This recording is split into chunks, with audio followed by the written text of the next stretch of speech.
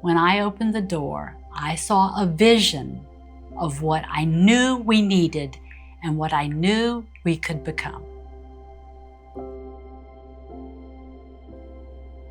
The Sharing Center is a place where you feel like you belong. It provided for me a place where people with like-mindedness who don't look at people from the outside, but they see the need, they look beyond the fault and they see the need and they minister to that need. I needed to be around people who had an agreement in that, and that's where my heart is. One of the things about the people that we serve that most people don't understand or get to know is that just because someone is homeless doesn't mean they're nameless. The clients we serve, our neighbors that we serve, have a story. Something small, just a sigh of relief that we see the clients express once we've heard their story, and we're gonna take care of you. We're also gonna help you move forward. Many of them, if we take time to get to know them, we'll realize it wasn't a life that they chose.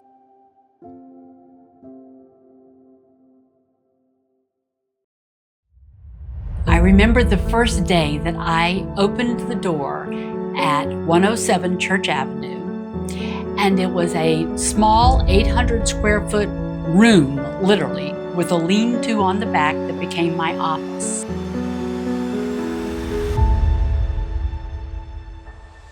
And so the churches said, we need to have one central location where we can send people so that if we're all sending them to this one place, we're not duplicating what we're doing.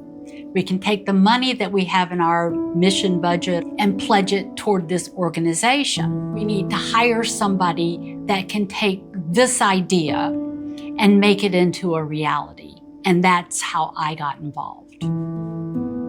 Everybody that I showed that room to said, get out of there fast. But that's not what I saw.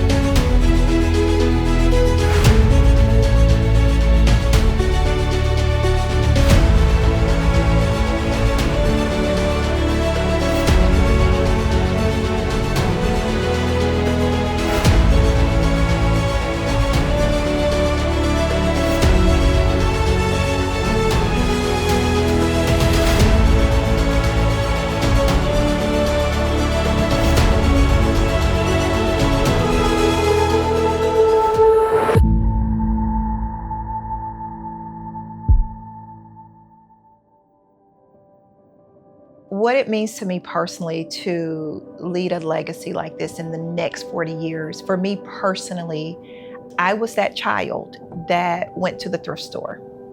I lost my mother unexpectedly at 14 years old. After 2 years of losing my mother, I lost my father. My siblings and I were the children that needed a hand up. Well, at the age of 39, I had a stroke.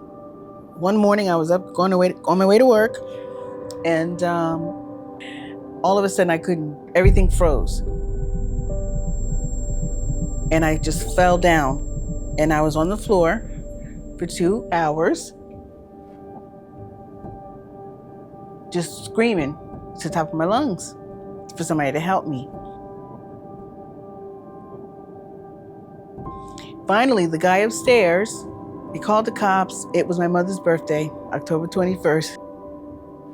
They took me to the emergency room over at Altamont Hospital.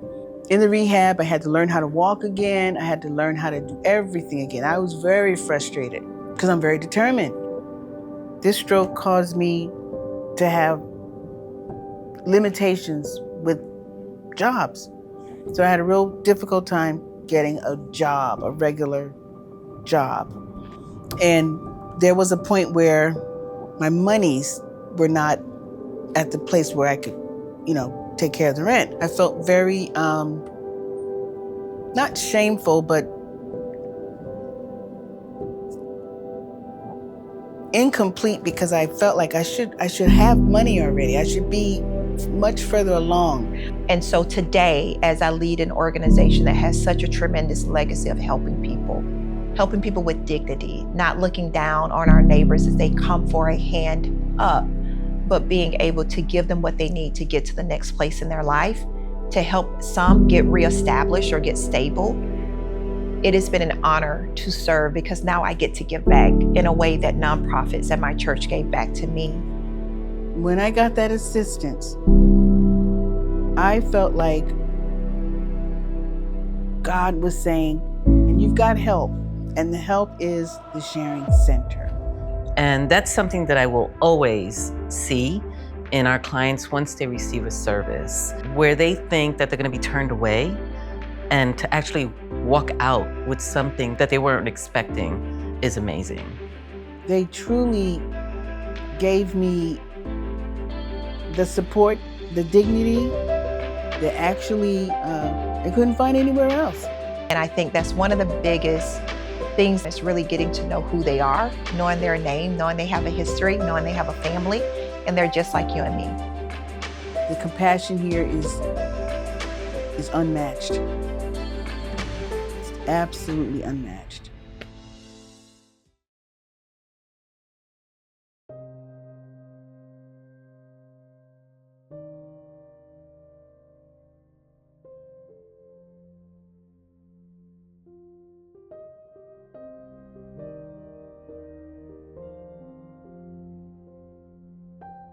There's a huge gap in the community, housing. People are facing food insecurities. Our clients are just one paycheck away of becoming homeless. So we want to try to address that before it becomes a bigger issue. I think if there wasn't this resource with the Sharing Center, it would have a tremendous impact on the community. Sometimes I work the front desk at the church, and I will take in any given day 5 to 10 phone calls of when is your next food distribution? This past year, we faced some scary moments with the increase in need for the pantry. Our shelves began to get empty. The need is so great, and the need is a lot of older people, a lot of handicapped and older people that just can't make ends meet, and we try to fill that gap for them. We're serving more people than we were accustomed to seeing. We want to make sure that we're thinking ahead. I oftentimes worry, since children are my primary mission in my outreach at the church, I always worry about if they ate that day. Even though I know they can eat in school, but what if they were homesick? Did they have food at home to eat? And what about the summer? Are they eating? What is happening with them? The last week of school, I will list the resources that are available to them that their parents can go to get food. You really don't know. You don't know if somebody you're standing next to, I don't know, at the bank or the post office, I was able to eat lunch that day, because you don't know if they had food. When they come to the Sharing Center, it's the beginning of the new chapter, it's the beginning of the next chapter. What they're facing is not the end of the book. If they allow us to work with them, if they allow us to provide the resources that we offer, we can write another chapter. And the story does not have to end with a loss of a job. The story doesn't have to end with the loss of a family member. The story does not have to end with an eviction notice or not knowing how you're going to bring food to your family. When you come to the Sharing Center, we share our resources. Because change only comes once you acknowledge it. That's the only time that change is going to happen. Well, this is the exciting part, because I wanted to volunteer. I'm so happy that I can come here and volunteer in different departments and be available for people who need someone to walk alongside with them. I just really wanted to make an impact because they've made an impact to me. It's super inspirational for me to see the people willing to get involved in this ministry.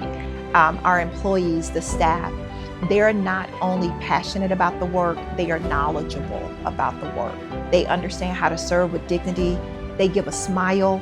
They come to work happy, ready to give back, ready to serve.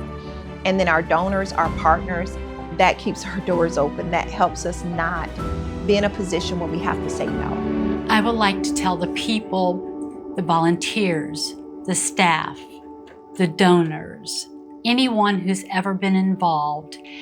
Thank you from the bottom of my heart. Thank you is not really enough. It is who I am. It is, this place is a part of me. It is truly my legacy. And I am very proud that I was able to lead it. I'm not stupid enough to think that I have done this. God, first of all, gets the credit, but the many, many people in this community that have put their money, their time, their talents into making this organization what it is, have made me look good. They have given me the legacy of this wonderful organization.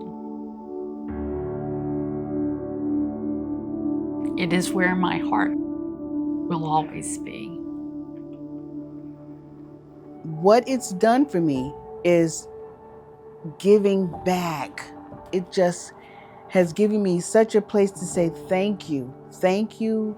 It's just amazing.